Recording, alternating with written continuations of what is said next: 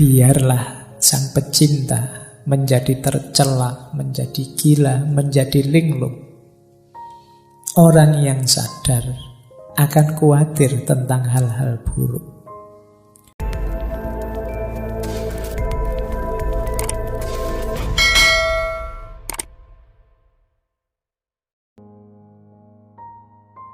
Assalamualaikum warahmatullahi wabarakatuh.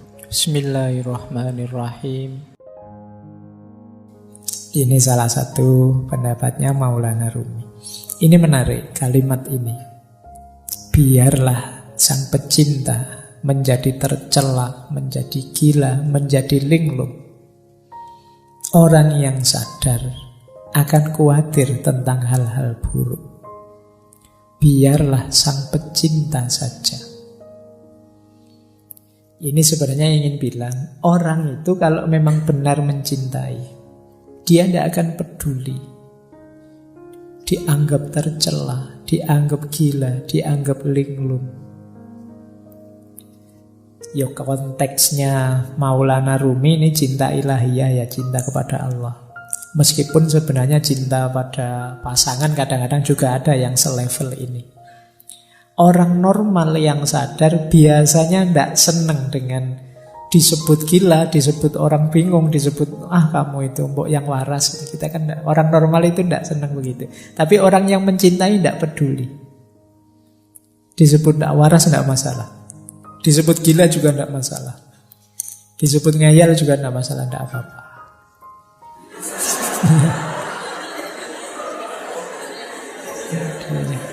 Ya. Oke. Baik, iya. Itu. Oke ya. Yang kesenggol langsung bunyi. Mana? Baik, kita lanjutkan. Jadi tidak masalah bagi orang yang mencintai. Biarlah sang pecinta saja. Itu kayak apa ya? Kayak Dylan yang bilang bahwa biar aku saja, kamu tidak akan kuat. Jadi kata yang mencintai begitu. Sudahlah, tidak apa-apa. Untuk yang gila-gila, yang linglung-linglung, tidak apa-apa. Biar aku saja, kamu orang normal tidak akan kuat. Berarti apa? Ya termasuk kegalauan, kegelisahannya, patah hati. Itu bagi seorang pecinta adalah sesuatu yang biasa. Tidak akan terlalu merisaukannya. Karena dia tidak kehilangan dan tidak kekurangan apapun dari cintanya. Jadi biarlah sang pecinta saja. Biarlah yang mencintai saja. Baik. Masih ada lagi. Kalau ini bahasa saya, kalau kalian punya kemampuan ini, kalian akan bahagia. Kemampuan menikmati penderitaan. Jadi Rumi kan dikenal dengan tarian Darwis berputarnya. Kata beliau begini, menarilah saat lukamu terbuka. Menarilah saat kamu telah merobek perbannya. Menarilah di tengah pertempuran, menarilah dalam darahmu, dan menarilah pula saat kamu benar-benar bebas. Jadi ini Rumi menceritakan betapa terjalnya jalan cinta itu. Engkau akan terluka berkali-kali, tapi tetaplah menari. Menarilah di tengah pertempuran dan menarilah dalam darahmu. Meskipun pada akhirnya ketika kamu mampu menikmati segala penderitaan itu, engkau akan benar-benar bebas. Jadi, ini diilustrasikan ketika Rumi itu kan pertama kali melakukan tarian yang masyhur sekali. Darwis berputar itu kan ketika beliau sedang sedih, sedang galau, ditinggal gurunya, Syekh Samsuddin At-Tabrisi. Ketika beliau sedang ada di sebuah tempatnya pandai besi, mendengarkannya besi yang ditempa. Itu bisa kamu bilang bergerak dalam kesedihan. Akhirnya, tapi kesedihan ini dibawa menari dan dibawa naik menghadap Allah. Maka di antara rumusnya kalian menghadapi kesedihan, menghadapi patah hati itu, kalian akan sangat tangguh kalau bisa sampai di level bisa menikmati kegalauan. Boleh kamu bikin jargon, galau itu asik loh. Sedih itu menarik. Banyak karya-karya besar lahir karena kesedihan, karena kegalauan. Sering saya bilang, energinya orang sedih, energinya orang patah hati itu luar biasa. Tinggal kamu mampu atau tidak menikmati dan mengelolanya. Jadi kayak kalian waktu jatuh cinta itu kan energinya juga besar. Tinggal mampu atau tidak kalian mengelolanya. Misalnya orang jatuh cinta itu tiba-tiba jadi puitis. Dikit-dikit nulis puisi. Mbok ya sekalian nulis buku puisi. Lumayan, mumpung kepalamu sedang meledak-ledak, menyala-nyala dengan cinta. Terjemahkan itu dalam kreativitas. Orang jatuh cinta misalnya, itu semangat-semangatnya melayani, membahagiakan yang dicintai. Mbok yo yang dicintai itu mengarahkannya untuk yang produktif, kreatif. Kalau kamu cinta padaku, ayolah kamu lulus semester 7. Kalau kamu cinta padaku, ini kan energinya jadi luar biasa. Diarahkan ke yang positif, kreatif gitu loh. Jangan hanya minta yang kecil-kecil, yang sepele-sepele. Kalau cinta padaku, mau neraktir aku, ndak sepele itu. Mintalah yang lebih monumental. Jadi itu yang saya maksud energinya. Karena biasanya ketika yang meminta yang dia cintai, itu dia bisa tenaganya berkali-kali lipat. Kecerdasannya meningkat berkali-kali lipat. Hanya karena ingin membahagiakan yang dicintai. Maka seperti yang disampaikan oleh Rumi ini, menarilah saat lukamu terbuka. Menarilah saat kamu merobek perban. Menarilah di tengah pertempuran. Menarilah dalam darahmu. Menarilah pula saat engkau benar-benar bebas. Pada puncaknya, cinta akan membuatmu bebas. Yang paling jelas ya bebas dari belenggu ego dirimu sendiri. Orang mencintai itu kan ketika orang yang bisa menaklukkan dirinya sendiri.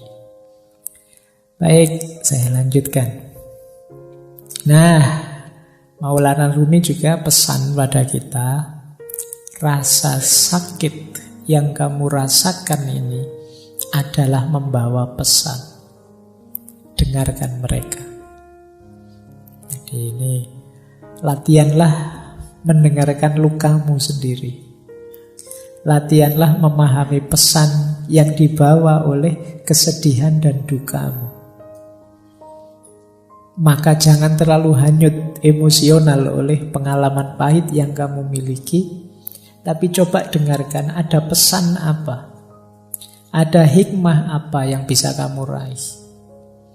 Yo karena yang pesan ini Maulana Rumi, yo berarti perhatikan dia memberitahumu apa dalam rangka meningkatkan kedekatanmu kepada Allah, dalam rangka menghidupkan cintamu kepada Allah. Peristiwa pahit apapun coba kamu dengarkan.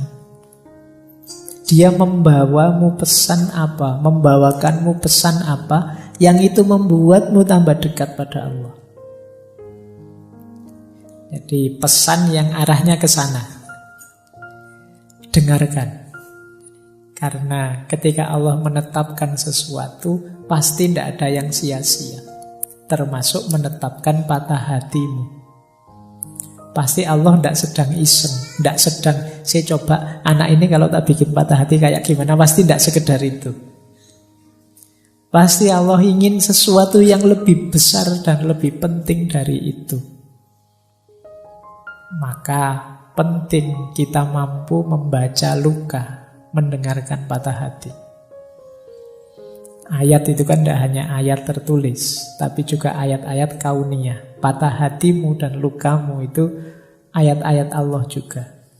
Coba dengarkan pesannya dari situ. Jangan-jangan mengingatkanmu atau mengujimu atau mendorongmu untuk tambah dekat padanya. Dan seterusnya. Baik, kita sudah ketemu Maulana Rumi dan ada kalimat yang menarik dari beliau. Di mana ada kehancuran, di situ ada harapan akan harta karun. Harta karun itu kan biasanya terkubur di balik puing-puing. Kalau tersimpan di lemari kan tidak disebut harta karun. Harta karun ini biasanya tersembunyi. Dan ini ada di balik kehancuran. Maka temukan mutiara-mutiara, temukan harta-harta di balik kesedihanmu, di balik kehancuranmu. Pasti banyak kalau kamu jeli mencarinya. Jadi ini lanjutan dari quotes yang tadi ya. Jadi, dengarkanlah dan cermatilah, insya Allah kamu akan ketemu harta karun yang di situ kamu akan bangkit kembali, lahir kembali, jadi sosok yang lebih kuat, lebih hebat dari sebelumnya. Jadi ini pesan dari beliau. Di mana ada kehancuran, di situ ada harapan akan harta karun. Jadi jangan terlalu lama nangis-nangis sedihnya. Beri waktu tersendiri, tapi kemudian segera move on. Bacalah kesedihanmu, dengarkan pesannya, carilah mutiara-mutiara di baliknya, terus lahirlah kembali jadi sosok yang baru yang lebih tangguh. Ini yang diinginkan oleh Maulana Jalaluddin Rumi. Baik. Nah, ini tadi hubungannya dengan kesepian ya. Memang kalau kita sedang sakit, kita sedang sedih, itu perlu teman. Tapi seandainya tidak ada teman dan kamu merasa sendirian, jangan merasa kesepian. Seluruh alam semesta ada dalam dirimu. Kalau sekedar ingin cerita, ingin curhat, dalam dirimu lengkap. Ada komponen alam semesta. Jangan merasa sendiri. Wong kamu itu sendirian saja sebenarnya kan sangat ramai. Kalau tidak percaya, kalau kamu di kamar sendirian itu kan, ya memang suaranya tidak ada, wong kamu tidak ngobrol. Tapi pikiranmu kan riuhnya luar biasa. Ramainya luar biasa. Kalau sekarang kadang-kadang tidak hanya pikirannya, mulutnya juga rame, apalagi kalau pas main game. Ya, kamu marah-marah sendiri, mesuh-mesuh dewe, ngamuk-ngamuk dewe. Apalagi pikiranmu. Pikiranmu itu kan tidak pernah diam. Ketika kamu sadar, ya pikiranmu bunyi terus tentang apa saja. Kamu sebenarnya ramai, jadi tidak perlu merasa kesepian. Seandainya kok dalam kesedihanmu kamu tidak menemukan teman, engkau sendiri cukup. Jangan merasa kesepian. Alam semesta ada dalam dirimu. Nah, ada kalimat menarik dari Rumi yang beliau sampaikan tadi mungkin berat. Engkau yang sedang sedih mungkin sulit, tapi I know you are tired, but come, this is the way. Aku tahu engkau mungkin sangat lelah, berat sekali melaksanakan yang dipesankan tadi. Tapi memang inilah jalannya. Jadi inilah jalan yang berlawanan dengan jalur menuju keputusasaan. Jadi aku tahu engkau lelah, tapi inilah jalannya. Ayo pelan-pelan kamu tempuh jalan ini. Jangan mengambil jalan yang sebaliknya, yaitu jalan keputusasaan. Baik, ini dipesankan tadi ya. Sejak awal tadi kan sudah ada banyak tips-tips untuk kita bisa mengatasi rasa sedih dan hati kita yang patah tadi. Paling tidak kita menghindari gol di gawang keputusasaan. Dan memang hanya ini jalannya. kata Maulana Jalaluddin Rumi. Nah, ada satu teori dalam dunia tasawuf. Nanti coba kalian cek ya. Kalian dalam sedih ada di mana? Hubungan kita dengan Allah saat kita menderita. Ada fase confirming, ada fase responsif, ada fase ekstatik. Orang yang ada di fase confirming itu orang yang ketika sedih bisa merasakan hadirnya Allah. Terus dia tenang dan muncul harapan-harapan baru. Nah, ini ada level paling rendah ya tentu saja yang tidak ingat Allah. Ini level awal itu ingat Allah. Jadi sudah ingat Allah. Ingat Allah saja itu akan menenangkanmu. Memunculkan optimisme baru. Sebutuh apapun jalanku, aku masih punya Allah ternyata. Harapanmu muncul.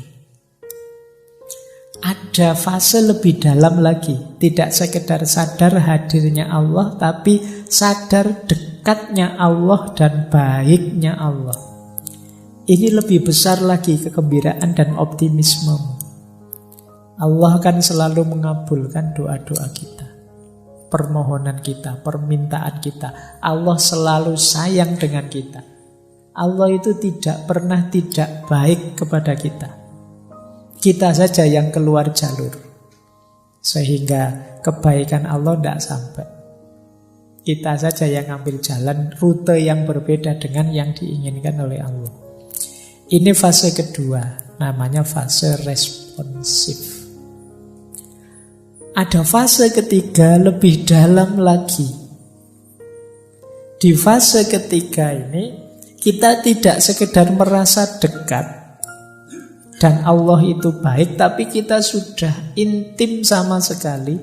Kita sudah sangat cinta dengan Allah, sehingga apapun yang diberikan oleh Allah, apakah itu pahit ataukah manis, tidak masalah. Ini namanya fase ekstatik. Nah, dalam kesedihan kita ada di mana? Allah yang hadir dalam diri kita, apakah sekedar confirming, apakah responsif, ataukah sudah ekstatik? Orang yang sudah bisa menikmati kebersamaan dengan Allah adanya di level ekstatik. Orang yang hanya sadar Allah itu ada kok, Gusti Allah ora sare, itu namanya fase confirming. Orang yang sadar bahwa Allah itu tidak sekedar hadir, tapi dia maha baik dan akan mengabulkan semua doa kita, namanya fase responsif. Nah, teman-teman coba dicermati kehadiran Allah dalam diri kita itu seperti apa. Pandangan kita tentang keberadaannya Allah itu ada di mana. Itu menunjukkan level kedekatan dan level hubungan kita dengan Allah. Baik, kita akhiri dengan beberapa tips. Kalau ini agak praktis ya, kalau yang tadi filosofis. Banyak yang tanya ke saya, caranya biar hati tenang itu apa sih Pak? Dalam penderitaan. Ini saya ambilkan langsung dari beberapa ayat ya. Biar ini seperti ngaji beneran. Ada Al-Qur'annya. Segalau apapun dirimu, coba kamu rujuk ayat-ayat ini. Mungkin kamu bisa lebih tenang. Yang pertama surat Al-Insyirah, ayat 5 sampai ayat 6. Yang bunyinya adalah fa inna ma'al usri yusra, inna ma'al usri yusra. Maka sesungguhnya bersama kesulitan itu ada kemudahan. Sesungguhnya bersama kesulitan ada kemudahan. Sesulit apapun hidupmu, sepahit apapun pengalamanmu, tidak usah khawatir. Pasti ada kemudahan. Bahkan ada penafsir, ada mufasir yang mengartikan setiap ada satu kesulitan, Allah akan memberikan dua kemudahan. Ini kan diulang dua kali. Fa inna ma'al usri yusra, inna ma'al usri yusra. Jadi yang pertama, kamu ingat-ingat ini. Allah sendiri yang menjanjikan. Sesungguhnya bersama kesulitan ada kemudahan. Maka jangan putus asa. Pasti ada jalannya, pasti ada kemudahan. Kemudian yang kedua, boleh dilihat surat Ar-Ra'd ayat 28. Tadi sudah kita singgung sedikit ya. Ala bidzikrillahi tatmainnul qulub. Sesungguhnya dengan mengingat Allah, bukankah dengan mengingat Allah itu hati menjadi tenang. Tadi sudah kita jelaskan level kedekatannya. Jadi kalau ingin tenang, hadirkan Allah. Ingat Allah itu menenangkan. Karena apa sih yang tidak mungkin di hadapan Allah. Terus yang ketiga, kalau masih ada kebingungan-kebingungan, kekecewaan-kekecewaanmu karena keinginanmu tidak terpenuhi, boleh teman-teman merujuk surat Al-Baqarah ayat 216. Wa asa an takrahu syai'an wa huwa khairul lakum wa asa an tuhibbu syai'an wa huwa syarrul lakum wallahu ya'lamu wa antum la ta'lamu. Jadi firman Allah, mungkin saja engkau membenci atau tidak suka sesuatu padahal itu baik untukmu. Dan mungkin juga engkau mencintai sesuatu padahal itu buruk buatmu. Allah lebih tahu, sedangkan kalian tidak tahu. Jadi ayat ini mengajarkan kita yang tidak terjadi dari keinginan kita itu tidak selalu nanti sesuatu yang baik untuk kita. Jadi yang kita sukai bisa jadi itu buruk untuk kita. Allah lebih tahu. Jangan terlalu kecewa, jangan putus asa. Kalau cita-citamu gagal, bukan berarti itu ada kebaikan yang lepas. Bisa saja itu tidak terlalu baik untukmu. Allah menetapkan sesuatu itu ya pertimbangannya kasih sayang cintanya pada kita. Pikiran kita terbatas, sulit untuk bisa tahu sampai detail sedalam-dalamnya manfaat dan efeknya sesuatu. Allah lebih tahu. Jadi kalau teman-teman sedang kecewa, sedang galau, keinginannya kok tidak terpenuhi, baca ayat ini. Bisa saja yang aku inginkan, yang tidak terpenuhi itu sesuatu yang aku sukai sih, tapi bisa saja dia buruk untukku. Bisa saja yang aku hindar-hindari ternyata inilah yang baik untukku. Allah tahu, kita yang tidak tahu. Nah, membaca ayat ini mungkin bisa menenangkan kita. Kalau masih ada galau-galaunya, wa idza sa'alaka ibadi anni fa inni qarib ujibu da'watad da'i idza da'ani. Kalau hambaku meminta padaku, sesungguhnya aku dekat.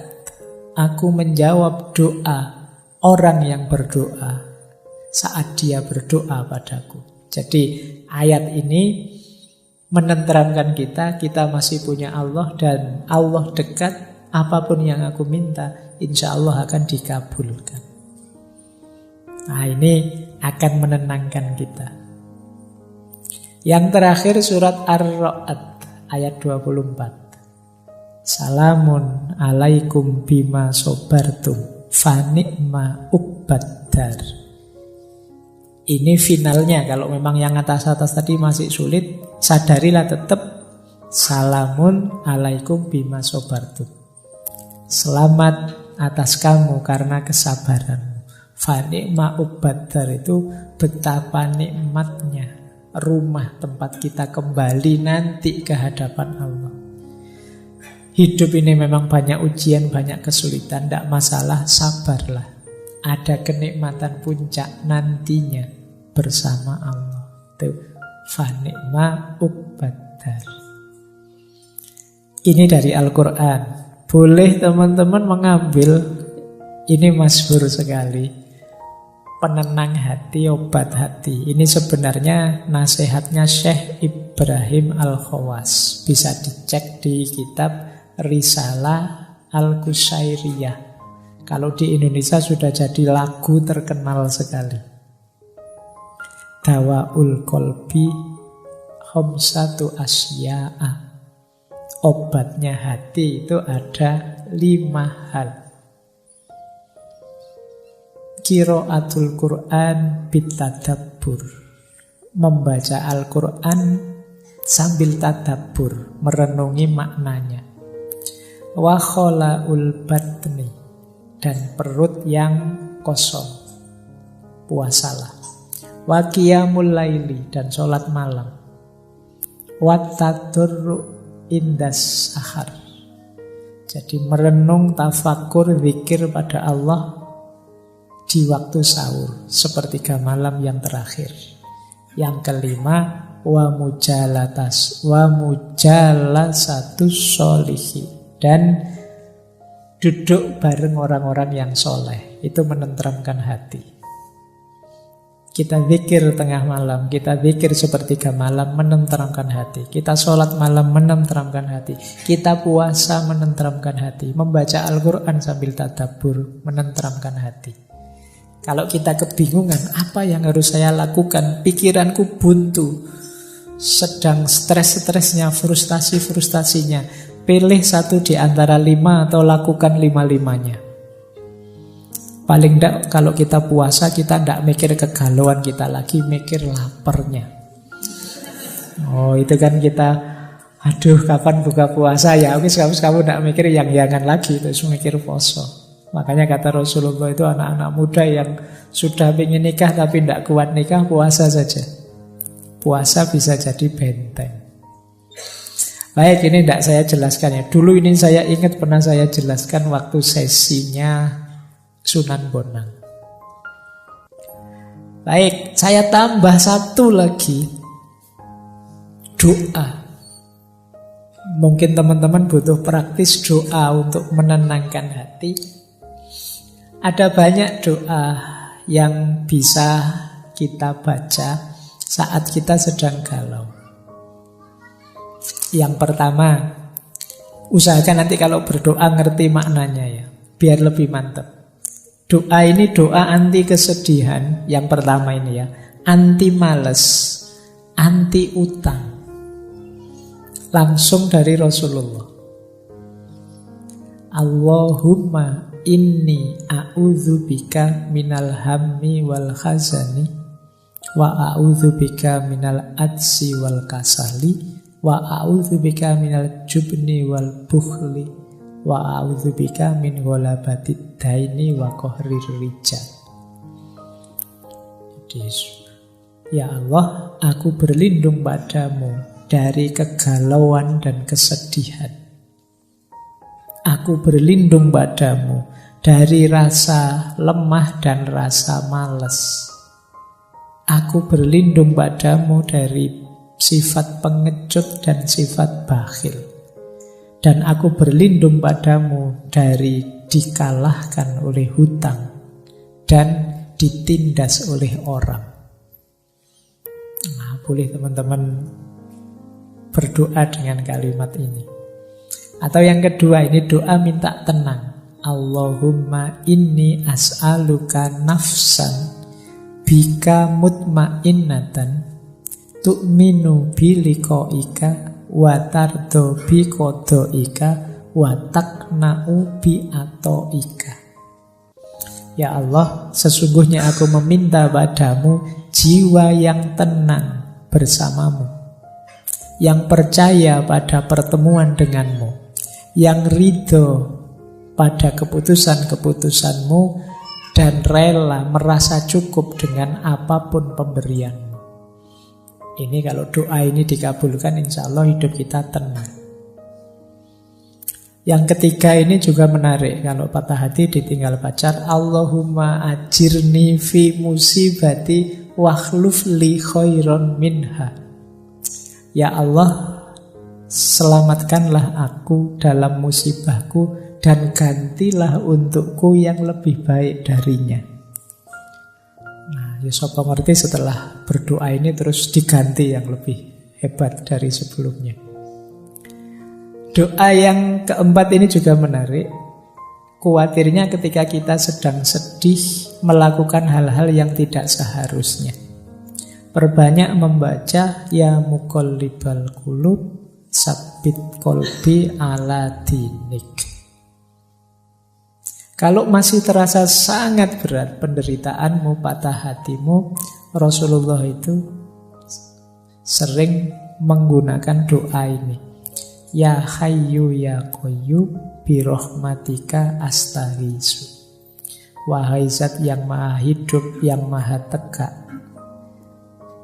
dengan rahmatmu aku minta pertolongan. Atau masih sangat berat, kok gelap rasanya di kiri kanan, tidak tahu mau apa, mau kemana, boleh pakai doanya Nabi Yunus. Nabi Yunus itu kan mendapat ujian maha berat sampai ditelan oleh di laut. Nah, ini doa yang beliau baca. Jadi kalau teman-teman hidupnya stuck sama sekali, gelap sama sekali, tidak tahu mau kemana, boleh mengamalkan doa ini. La ilaha illa anta subhanaka inni kuntu minadz dzalimin.